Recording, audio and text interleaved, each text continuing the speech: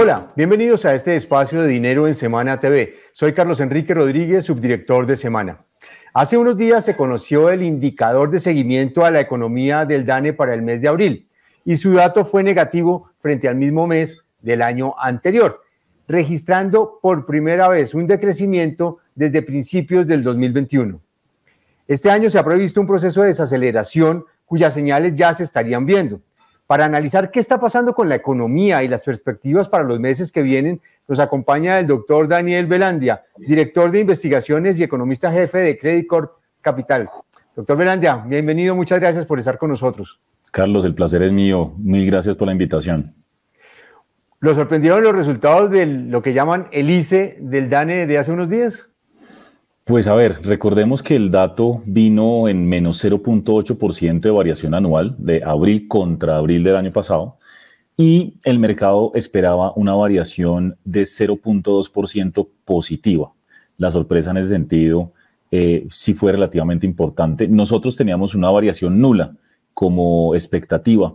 De todas maneras, el dato mensual suele ser muy volátil, Carlos, eso hay que mencionarlo. Una cosa es como el PIB que conocemos trimestralmente, que abarca 3 meses del año.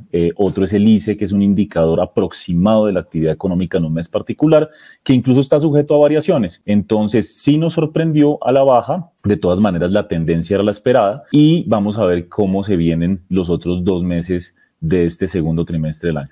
Al desagregar el resultado del ICE, ¿dónde están las mayores caídas y dónde están los resultados positivos? Bueno, en realidad tuvimos dentro de los 3 componentes del ICE, que es el sector primario. El sector primario involucra agricultura y todo el tema minero energético, minero petrolero. El segundo es el sector de actividades secundarias, que incluye manufactura y construcción. Y el tercero es servicios, pues que incluye toda la variedad de servicios. También ahí está metido el tema de ventas minoristas.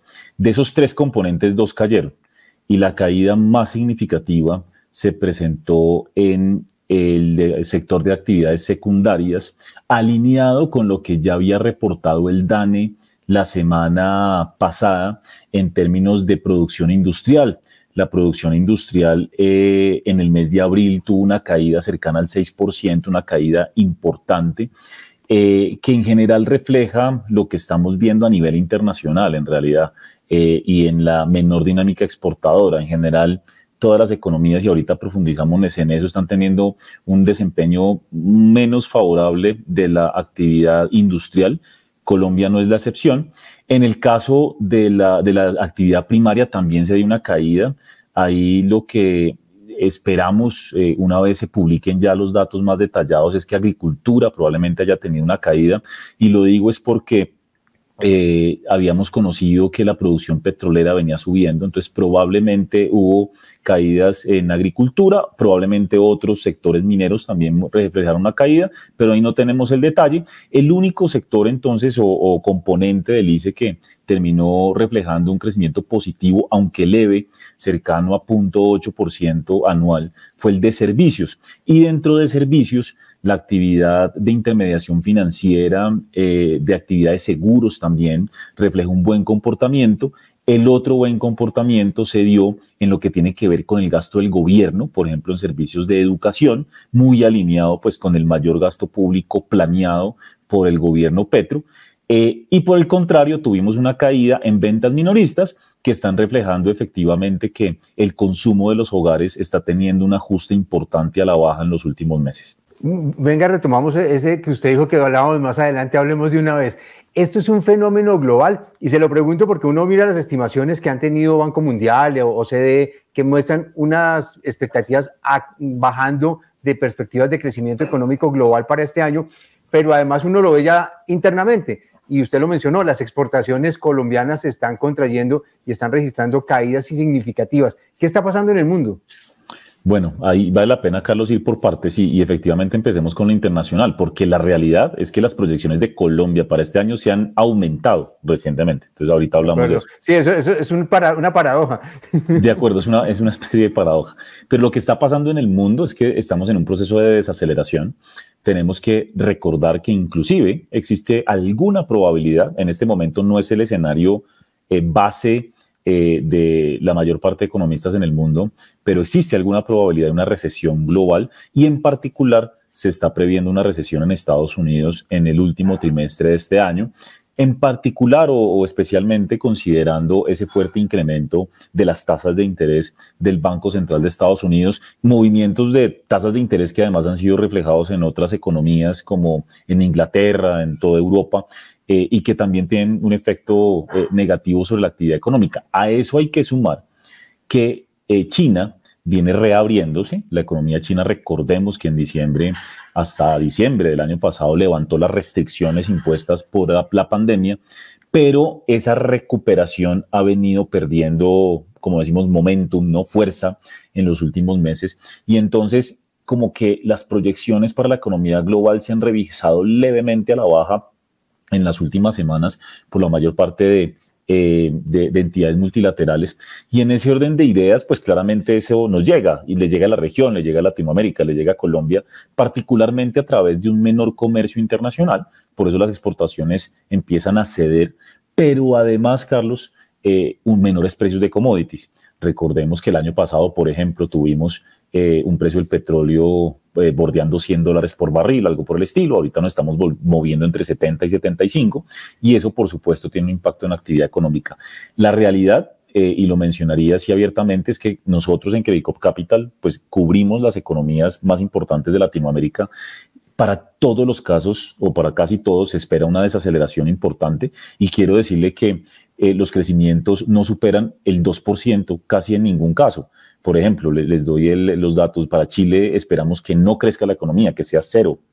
Para Perú tenemos algo cercano a 1,5%, para Brasil 2%, para México algo similar, para Colombia 1,6%. Entonces digamos que es una tendencia también global. En el caso de Colombia, digamos de alguna manera, para hablar de esa, entre comillas, paradoja, la realidad es que el primer trimestre del año fue mucho mejor de lo previsto inicialmente, cuando la economía creció un 3%, pero en enero de este año la expectativa algo era por los lados del 2% de crecimiento, y ese 3% reflejó en particular que el consumo de los hogares sí se ha venido desacelerando, pero a un menor ritmo de lo esperado, 1. 2, el consumo público rebotó de manera importante en el primer trimestre del año, lo cual va además muy en línea con el último año de gobiernos regionales y locales. Recordemos eso, es el año donde usualmente más se ejecuta presupuesto por parte de estas autoridades. Y tercero, resulta que como la economía empieza a crecer menos, se desacelera. Esto es una especie de paradoja, pero no, así está realmente compuesta la ecuación del PIB, del Producto Interno Bruto.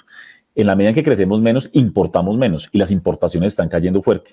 En la medida en que las importaciones caen, el PIB crece, porque las importaciones entran restando dentro del crecimiento económico. Entonces ese fue un factor también adicional que llevó a muchos, incluyendo a nosotros en Credicop, a subir la estimación de crecimiento que teníamos por ahí cerca del 1% a 1,6% para el 2023. Cuando uno mira, Daniel, el crecimiento del año pasado de 7,5, si no estoy mal, frente a los estimativos de este año, en el caso de ustedes de 1,6, algunos ya hablan de 1,8, el gobierno lo tiene más o menos por ese lado, pues uno ve que de todas maneras hay una brecha grande. ¿Eso nos podría llevar a que tengamos en Colombia una recesión al menos técnica en el transcurso del año? Interesante hablar de ese concepto de técnico, porque en este momento yo creo que se está como reevaluando ese concepto. Recordemos que recesión se define como técnica, se define como una contracción de la actividad económica durante 2 trimestres consecutivos, pero en su variación trimestral. Me explico. Una cosa es lo que nosotros usualmente comentamos, como el dato del ICE de abril, que es la actividad, cuánto se expandió o se contrajo entre un mes determinado, o en el caso del PIB, un trimestre terminado, y el trimestre del mismo año anterior, desde el mismo trimestre del año anterior. En el caso de la definición de recesión técnica, es contracciones, 2 contracciones consecutivas del PIB de un trimestre al siguiente. No año contra año, sino un trimestre al siguiente. Eso, de alguna manera, permite medir la velocidad de la economía. Eso puede pasar, definitivamente es una opción. Lo que pasa es que la definición de recesión es un poco más amplia y es lo que se está, digamos, evaluando en el mundo. Claro, recesión técnica puede haber. El punto es que tanto eso, por ejemplo, afecta al empleo, qué tanto afecta el ingreso de los hogares, si es un impacto negativo a nivel de todos los sectores de la economía. Entonces, en ese orden de ideas, puede que la economía tenga algunos sectores que se contraigan, pero no estamos esperando realmente una recesión. 1.6% de crecimiento no entraría, difícilmente entraría dentro de un concepto de recesión más amplio, en mi opinión, que como digo, lo que se está reevaluando. Y lo que pasa, Carlos, y usted menciona muy bien este tema, el dato terminó revisándose a 7.3 el año pasado. Colombia venía creciendo a un ritmo completamente insostenible, totalmente insostenible. Resulta que después de que en pandemia nos contrajimos cerca de 8% en el año 2020 y todas las economías se contrajeron fuertemente. En el 2021 rebotamos casi 11%.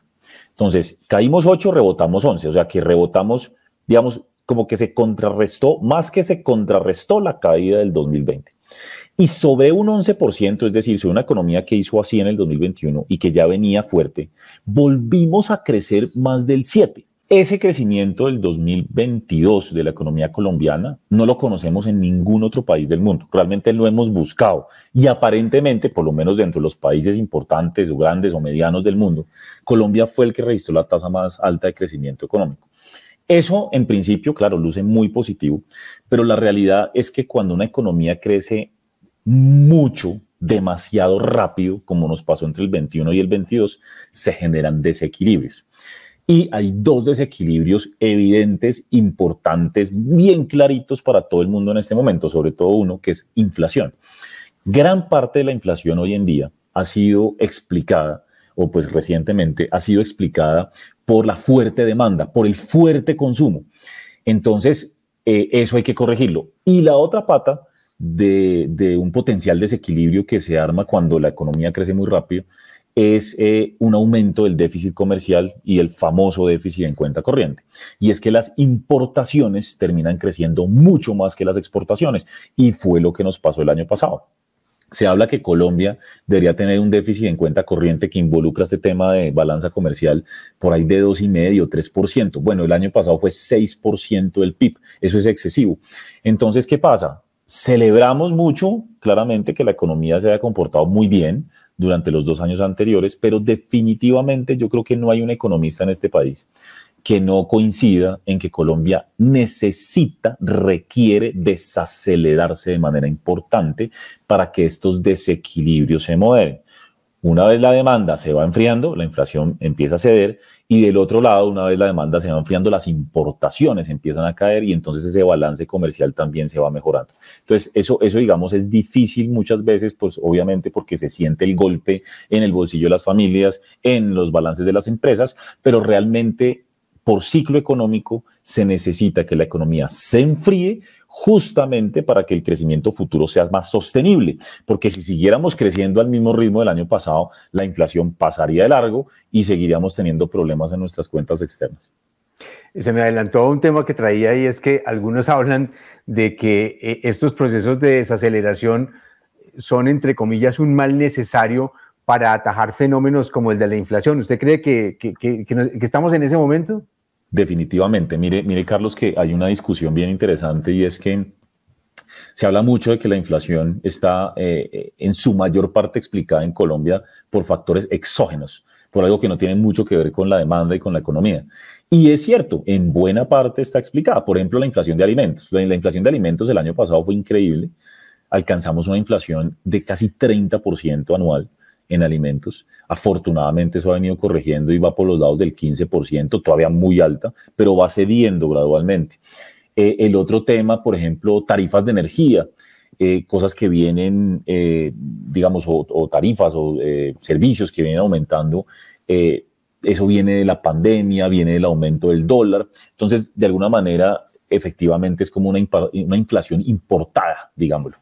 Pero resulta que hay forma de medir la inflación que depende de la demanda, que está explicada por la demanda, por el consumo en los hogares. Y son las famosas medidas de inflación núcleo o de inflación core, sí, en inglés.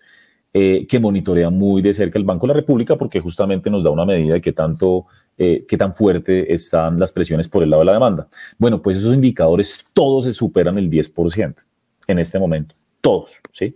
Por muchas razones, porque tenemos una demanda interna, principalmente esa es la razón, porque tenemos indexación que es, por ejemplo, el salario mínimo. El salario se sube mucho este año, 16%, y muchos precios, obviamente los salarios van indexados a ese número, y entonces sigue un factor inflacionario que no permite que esos precios cedan más rápido.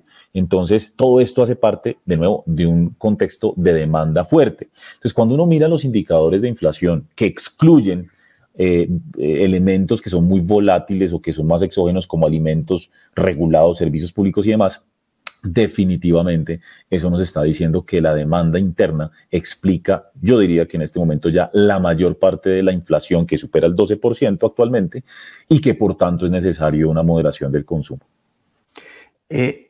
Sin duda para todos fue una gran noticia haber llegado al pico de la inflación en marzo y haber registrado en abril y mayo una tendencia a la baja. Sin embargo, sigue siendo una inflación alta. ¿Podemos estar en un escenario de lo que dicen los economistas de estanflación? O sea, tener bajos crecimientos o crecimientos negativos y una inflación alta persistente. Pues digamos que esa opción siempre es posible. Yo no creo que lleguemos allá. En general, yo soy muy creyente de los ciclos económicos, y en la medida en que la economía se enfría, definitivamente la inflación va a empezar a ceder, ¿sí? Y ya lo hemos visto. Resulta que dentro de la inflación hay unos componentes importantes que justamente nos dan una medida, una magnitud de cómo se está comportando todo lo que está relacionado con la demanda. Y, por ejemplo, vemos que la inflación de servicios, muy ligada a qué tan fuerte está la economía internamente, lleva ya 2 meses de estabilización. Eso venía creciendo mucho, ya se estabilizó. Ese es un punto importante. Del otro lado, la inflación de bienes lleva 2 meses consecutivos de caída en su variación anual. Es decir, se ha venido desacelerando esa variación anual, lo cual también es muy positivo. Y fíjese, Carlos, de una cosa que de pronto no se habla tanto, pero la caída del dólar, es decir, de la caída del dólar se habla mucho, pero no del impacto positivo que eso va a tener sobre la inflación. Entonces, todos son ciclos económicos. Después de haber llegado a un máximo de casi 5.200 pesos de tipo de cambio, hoy estamos hablando de algo que bordea, digamos, el rango entre 4.100 y 4.200. Y esa caída tan significativa definitivamente va a tener un impacto en la inflación favorable. Y a eso sumémosle, Carlos, que hay un indicador que monitoreamos mucho, que es el índice de precios al productor, que nos dice pues cuánto están gastando los productores para comprar insumos y productos para producir los bienes finales. Y ese indicador llegó a terreno negativo en el mes de mayo. Eso implica que los empresarios empiezan a ver menores presiones de costos, y eso poco a poco también se va a ver reflejado en una menor inflación. Entonces, en la medida en que la economía se enfría, la inflación debería seguir cediendo. Así que esperemos no llegar allá, y digamos que no, una estanflación no es el escenario más probable en nuestra opinión. Voy a ser de abogado del diablo. Y digamos, eso que usted menciona, estamos totalmente de acuerdo, pero hay algunas nubes en el horizonte. Y particularmente hay una que a mí me preocupa, y es el tema del fenómeno del Niño que tenemos programado o proyectado para el segundo semestre de este año, ya para septiembre, octubre, y las implicaciones que puede tener eso en una variable tan importante como fue la de alimentos, que es la que está jalando para abajo la inflación, pero también en temas de tarifas de energía. ¿Ustedes cómo están viendo ese escenario de un fenómeno del Niño que no sabemos la intensidad ni la duración, pero que le pueda pegar a la economía? Pues sí, ya lo hemos empezado a mirar, y justamente la otra semana vamos a publicar un reporte donde hay un apartado especial sobre ese tema. Nosotros habíamos analizado en el 2015 muy juiciosamente el tema del fenómeno del Niño en Colombia. La verdad es que la evidencia estadística y empírica sugiere que si el fenómeno del Niño es moderado, no hay un impacto tan significativo sobre la inflación. O puede haberlo, pero es realmente temporal, o sea, afecta por unos meses y eso se disipa rápidamente. En ese orden de ideas, como usted bien menciona, la probabilidad de un fenómeno del Niño fuerte está por los lados del 55%, o está ahí, ¿no? Según la Agencia de Asuntos Climáticos de Estados Unidos. Y entonces, pues está esa incertidumbre. Mire, Carlos, que cuando uno mira lo que ha pasado en Colombia en años anteriores, cuando hubo fenómeno del Niño, que el último fue en el 2015-2016, el anterior a ese fue, bueno, uno de los más fuertes anterior a ese fue 97-98.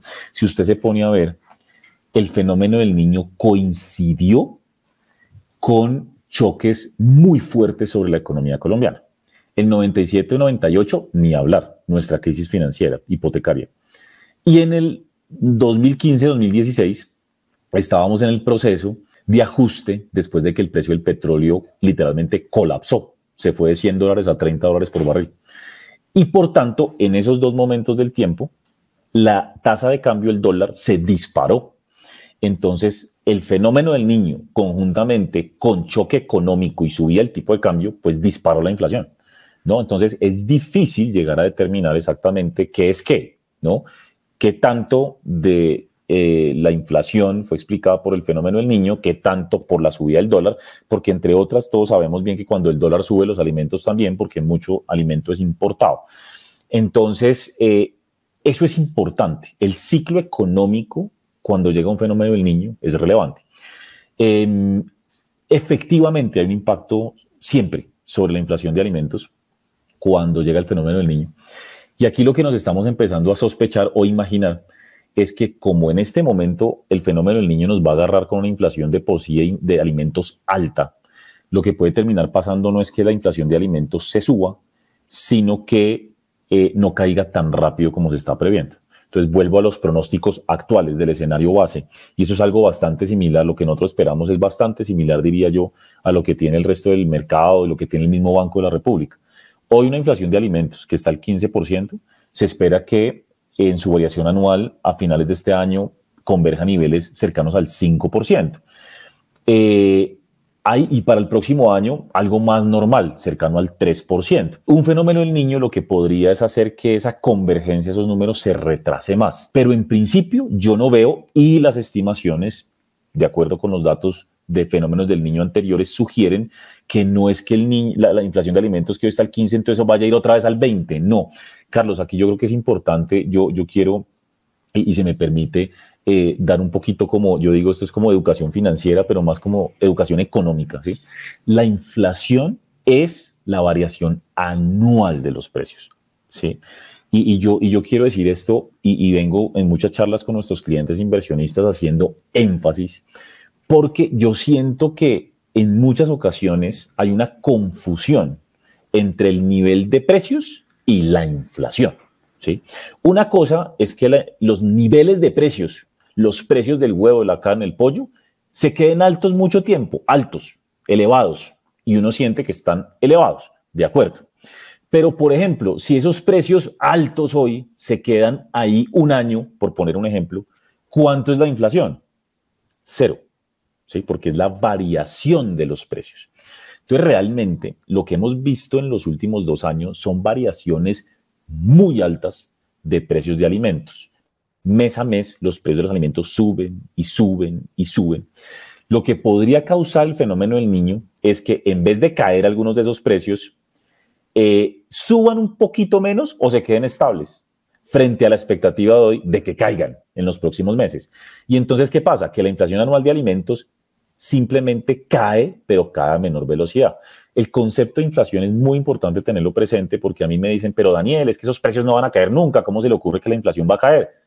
Una cosa es el nivel de precios y otra cosa es la inflación, que es la variación de esos niveles, y esa base estadística, esos precios que han subido tanto, lo que genera es una expectativa positiva de que en los próximos meses y el próximo año tengamos variaciones mucho más normales de esos precios. Los precios van a seguir subiendo. Ese es el mensaje, van a seguir subiendo, a pesar de que han subido tanto los últimos 2 años, van a seguir subiendo. Lo que pasa es que van a subir a un ritmo más normal, digamos que ese es el mensaje. Y en términos de tarifas de energía, ¿qué tanto va a pegar lo que llaman los regulados en el análisis de la inflación? Pues mire, nosotros ahí también hicimos un análisis y ese sí depende, depende de cómo estamos preparados, ¿no? Por ejemplo, ayer vi el último dato de nivel de embalses y estamos por los lados de, si mi memoria no me falla, entre un 70 y 75%, y eso es supremamente alto. Cuando tuvimos problemas en fenómenos del Niño anteriores, nos agarraron con embalses incluso de 60 o 50.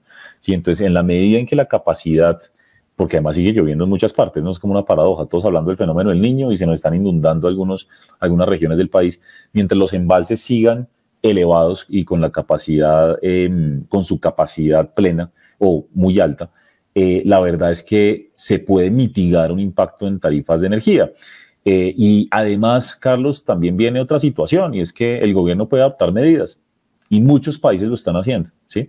Entonces, ¿cómo nos termine pegando en inflación el tema de tarifas de energía o el fenómeno del Niño sobre tarifas de energía? Va a tener mucho que ver, primero, cómo está el sector preparado. Yo creo que estamos preparados, sobre todo con ese nivel de embalses, y dos, si eventualmente el gobierno decide tomar algún tipo de medida como subsidios y demás. Recordemos que en pandemia eso se hizo con mucho éxito, el tema de subsidiar tarifas de energía de manera temporal. No estoy dando ideas, simplemente es una posibilidad que no podemos descartar, dependiendo obviamente de la intensidad del fenómeno del Niño, que está por verse. Así que pues depende de muchos factores, y al ser energía un factor regulado, pues hombre, es difícil saber cuál va a ser el efecto final, ¿no? ¿Cuánto pesa en la inflación total el tema de alimentos? Alimentos está pesando actualmente 15%, y si mi memoria no me falla, porque hace rato no lo miro, lo que es energía y gas, eso debe estar por los lados en total por ahí de un 5, 6%. Claro, lo que pasa es que no parece mucho, pero cuando las variaciones son elevadas, pues termina pesando un montón, ¿no? Sí. Claro.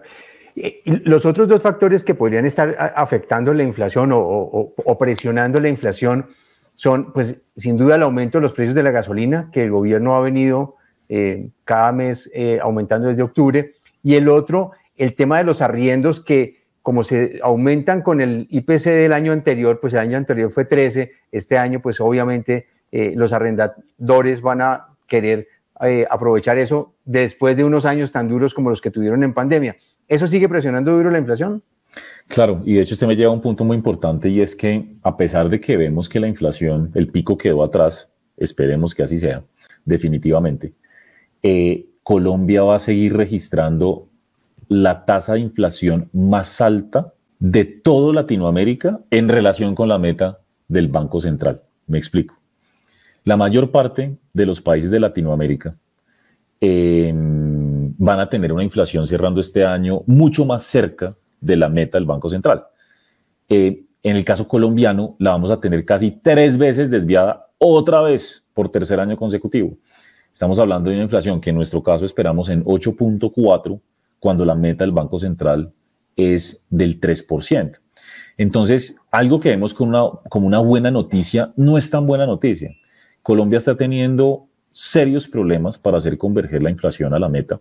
Se está demorando mucho el proceso, y en ese orden de ideas Colombia claramente ha tenido efectos o impactos diferentes a los de otros países de la región. Entonces, ya hablamos de uno, que era un consumo supremamente fuerte de los hogares, que otros países no enfrentaron, una devaluación del dólar muy fuerte el año pasado, que claramente se trasladó a precios.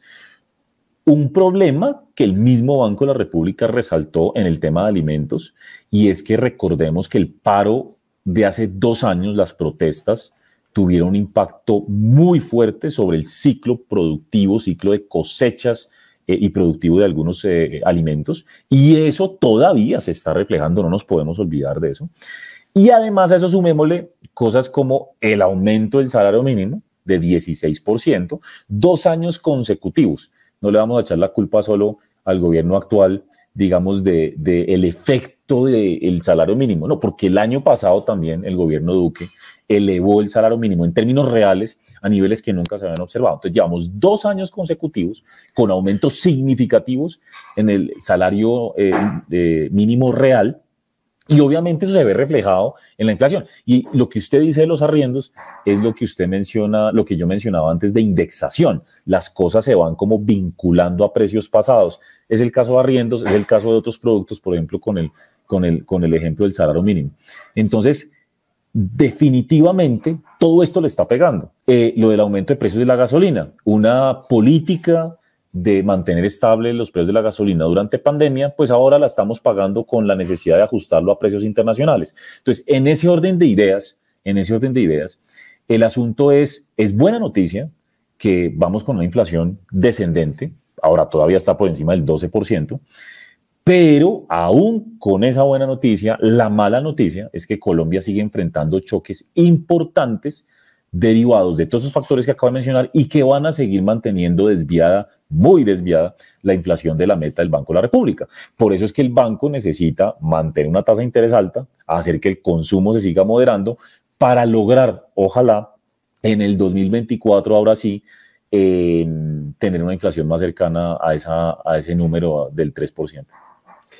Miremos lo que nos gusta a todos y es las proyecciones que ustedes tienen en unos indicadores que son claves.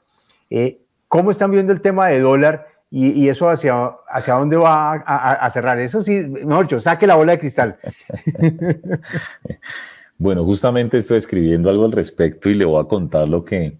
Cada vez que uno va escribiendo de dólar y va cambiando de opinión en cada línea, porque pues la verdad hay que decir que no hay nada más complicado de pronosticar que el dólar, y además nos equivocamos permanentemente, o sea, esa es una realidad.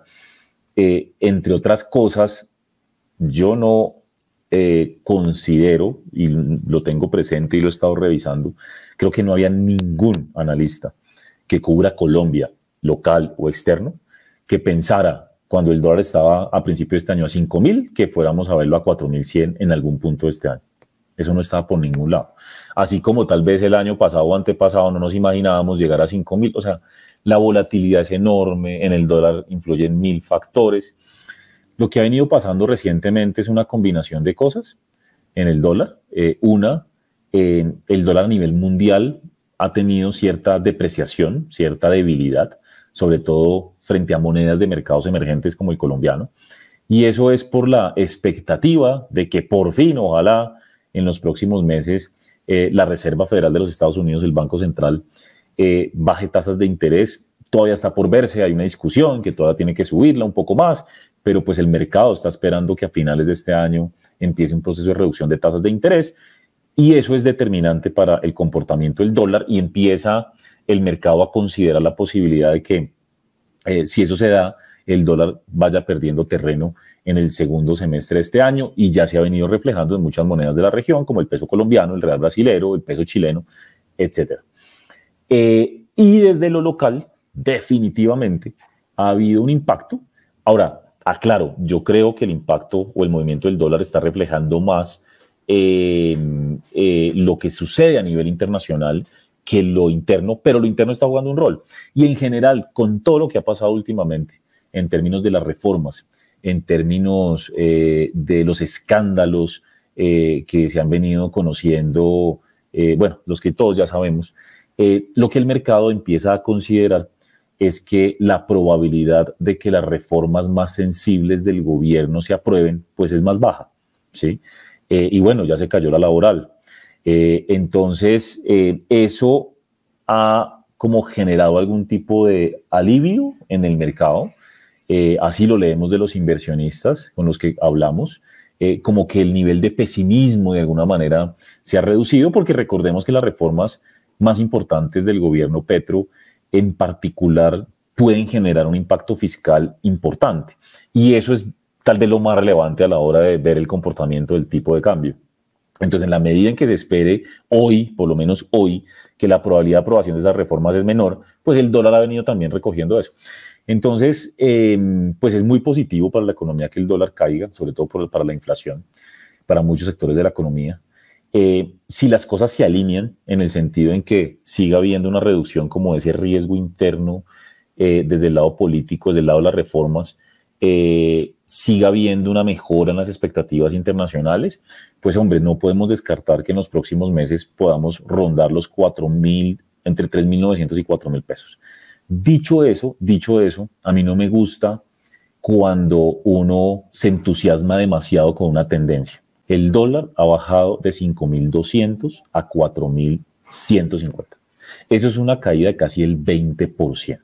Entonces la gente empieza con el ánimo, cuando el dólar va para arriba muy fuerte, muchos empiezan a decir, no, eso va a seguir subiendo, va a seguir subiendo. Pues se acuerdan que el año pasado alguien habló de 6.000. Bueno, ahora que va para abajo, no, eso de pronto va para 3.500. Miren, las tendencias tan fuertes, tan marcadas, tan potentes en tan poco tiempo, de alguna manera son peligrosas. Entonces, yo creo que estos niveles de dólar son bien atractivos para el mediano plazo, en un contexto en el que hay muchos riesgos. Entonces, ya al principio hablamos, puede haber recesión global, puede haber recesión en Estados Unidos. ¿Qué va a pasar con la política interna? No lo sé. Tenemos elecciones en octubre, tenemos debate de reformas, no sabemos qué va a pasar con la reforma a la salud, el fenómeno del niño del que estábamos hablando. Hay tantas cosas que nos llevan a ser precavidos. Entonces, somos más optimistas que a principios de año. Nosotros teníamos un nivel de dólar por los lados de 4.700 cerrando este año. La mayor parte del mercado lo tenía por ahí. Ahora yo creo que podemos cerrar el año por los lados de 4.300, 4.400. Eso indica que estos niveles que estamos viendo hoy probablemente son atractivos, esperando en todo caso que haya más claridad en todos estos factores, tanto externos como locales que acabo de mencionar. Bueno, ya me facilitó la pregunta de las reformas, gracias. ¿Cómo va con el tema del crecimiento? ¿1.6? 1.6, ahí digamos que, como usted bien decía, varios analistas tienen ya algo más que eso, pero fíjese que esa sorpresa en abril a la baja del ICE nos deja cómodos, ¿sí? Porque de pronto algunos van a tener que pensar en revisarlo un poquito otra vez para abajo con esa variación negativa de la actividad en abril. En nuestro caso quedamos cómodos con el 1.6, donde hago énfasis en que va a ser muy importante ahí el gasto público, por dos factores. Cuando uno mira el presupuesto nacional y el marco fiscal de mediano plazo, el gobierno nacional prevé aumentar el gasto público este año en casi 2 puntos del PIB. 2 puntos es un monto significativo y no es normal, ¿no? Obviamente los recursos vienen de la subida del petróleo el año pasado, de la reforma tributaria, ahí están los recursos, 2 puntos, y eso pues va a algún lado de la economía, eso es crecimiento económico. Y del otro lado, como mencioné marginalmente atrás, este año es el último año de gobiernos regionales y locales, es el año de mayor ejecución usualmente por ciclo político de esas administraciones, así que el gasto público va a ser determinante para lograr ese crecimiento positivo de la economía este año. Ok. Y la última, inflación. ¿Cerramos con doble dígito o en un dígito? No, en un dígito. De hecho, nosotros tenemos 8.4 y volviéndolo al fenómeno del niño, lo que pasa es que esto ya sería especular porque pues no sabemos si el fenómeno del niño va a ser fuerte o no. Inclusive yo me atrevo a decir que el fenómeno del niño, si es fuerte, tendría más un impacto el próximo año, no este. De hecho, la NOAA, la entidad climatológica de Estados Unidos, dice que la probabilidad de que el niño sea fuerte es como el 56%, pero entre noviembre y enero, ¿sí? Entonces, pues, hombre, normalmente la inflación no lo refleja de una, así que esperemos que si se da ese fenómeno del niño no sea tan fuerte este año y que estemos por ahí, rondando entre el 8,5% y 9%. El consenso del mercado está justamente en 9.1%. O sea que ojalá sí tengamos un dígito, pero igual recalquemos que algunos temas netamente idiosincráticos, desafortunadamente, nos van a llevar a tener por tercer año consecutivo una de las inflaciones más desviadas de la meta del Banco Central. En este caso, este año, la más desviada del Banco Central en Latinoamérica. Daniel, muchísimas gracias por todo este panorama. Fue una muy grata conversación, muy amable. No, Carlos, mil gracias. Encantado de haber participado y haber estado con usted y con todos los que nos ven. Muchísimas gracias. A ustedes mil gracias por acompañarnos en esta conversación. Los invitamos a que nos sigan en nuestras plataformas y en semana.com. Nos encontramos en una próxima oportunidad.